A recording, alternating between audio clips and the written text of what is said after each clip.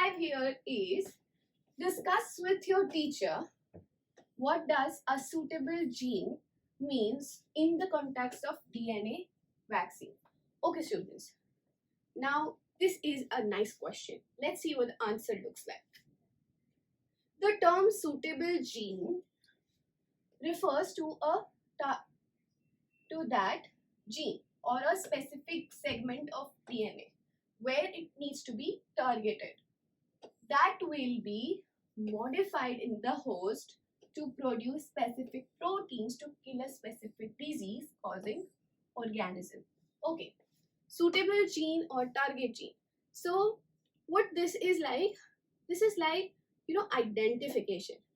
So a suitable gene will identify a gene which it needs to modify in the host, okay, to kill a specific disease. That's it.